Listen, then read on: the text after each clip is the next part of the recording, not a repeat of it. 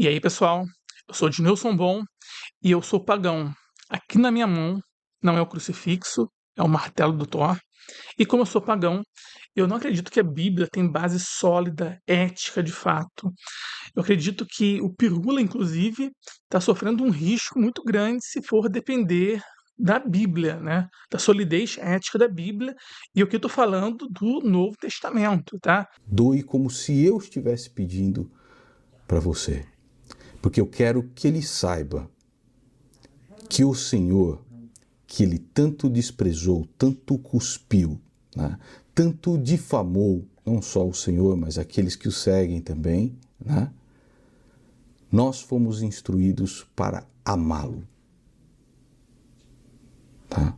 Isso não quer dizer que a gente tem que ser bonzinho, parecer falso e tudo mais. Isso não tem nada a ver com o que a Bíblia nos ensina. Surgiu cristão, como Nando Moura, por exemplo, falando de perdão, que a Bíblia deu esse ensinamento de perdoar.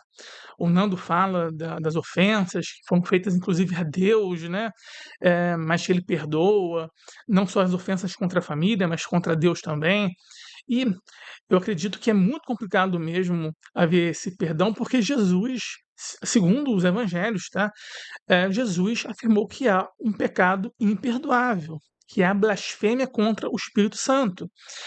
E no próprio exemplo lá da Bíblia, quando ele fala disso, ele estava sendo zoado, ofendido pelos fariseus. Os fariseus estavam menosprezando lá o tal do milagre dele, atribuindo ao diabo, falando que é coisa do diabo, né? Jesus se colocava como alguém de Deus e estavam chamando do diabo, né? E isso é um pecado imperdoável, sabe? Segundo o Novo Testamento. Então, é só juntar os pontos. O Pirula era um ateu. Não só um ateu, mas também um militante ateu. E é muito comum na militância ateísta comparações entre Deus e o diabo. Não só igualando, mas até mesmo colocando Deus como alguém pior do que o diabo. E eles, os ateus, normalmente pegam a Bíblia e falam: o diabo no Antigo Testamento apenas sacaneou a família de Jó, matou algumas pessoas lá, alguns bichos do gado de Jó, enfim, algumas propriedades dele. E no Novo Testamento, a tal da legião matou uns porcos de lá. E no Antigo Testamento há o aval de Jeová, e no Novo Testamento há o aval de Jesus para matar os porcos lá. Enfim, é, o diabo faz coisas com o aval divino. E se a gente pegar o que Jeová faz na Bíblia, nossa, é dilúvio, matando lá um monte de criança inocente, ah, também expressando um pensamento genocida em guerras, mandando passar a espada na barriga de mulher grávida, criança de colo, enfim, coisas muito cruéis. Então é muito comum isso.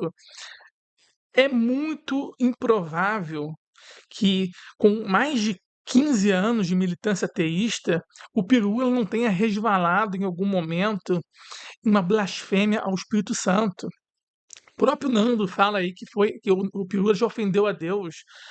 E o que é esse Espírito Santo? É algo muito vago mesmo. Eu sei que vai haver cristão falando que tem uma interpretação mais benevolente, que nem tudo é o pecado imperdoável.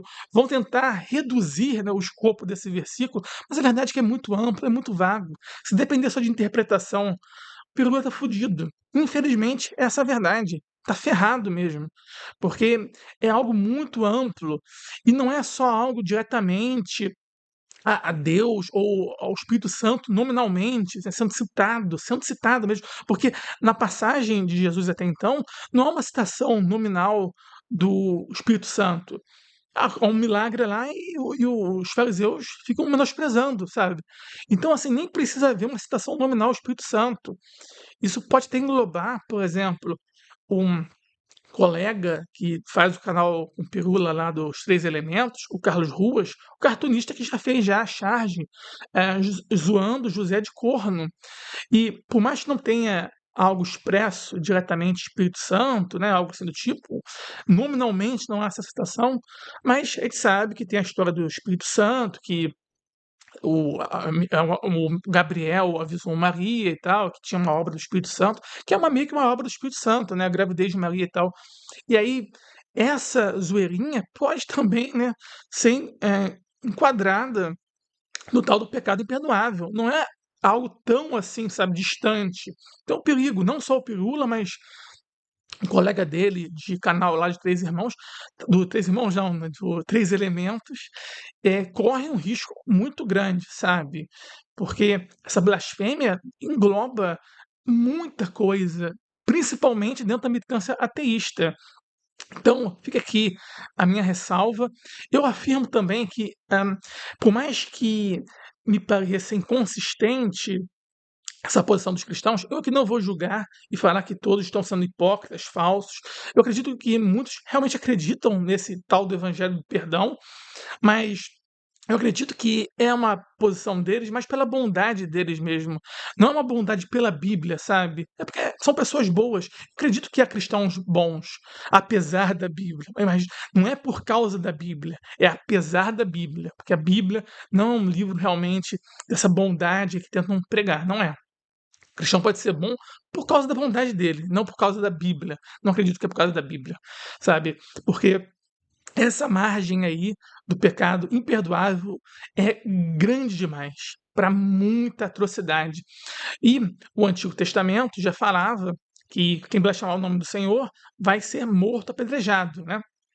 E não precisa ser apedrejado exatamente, né? A gente vê o que a Igreja Católica fez na Idade Média, que encontrou muito método para torturar, né, os pecadores até a morte, muito mais do que apedrejar, né? Torturas realmente bem criativas, de torturar pessoas até a morte, a Igreja Católica sabe muito, né? Então, essas boas novas trazem ainda assim a desgraça que continua de fato, toda a crueldade, ou não toda, mas boa parte da crueldade do Antigo Testamento.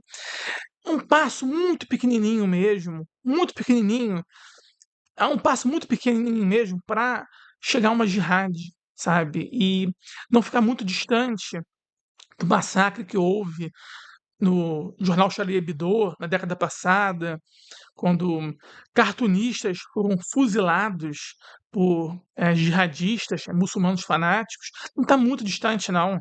A Bíblia dá uma brecha para esse tipo de coisa. E aí o Carlos Ruas, parceiro do Pirula, poderia também ser, né, segundo a Bíblia, uma vítima dessa jihad cristã dessa vez, né?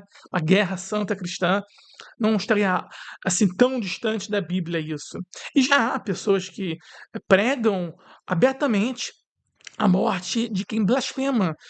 O católico Mateus Larsan, no ano retrasado, na Universidade Libertária, por exemplo, chocou muita gente ao afirmar que blasfemador tem que morrer.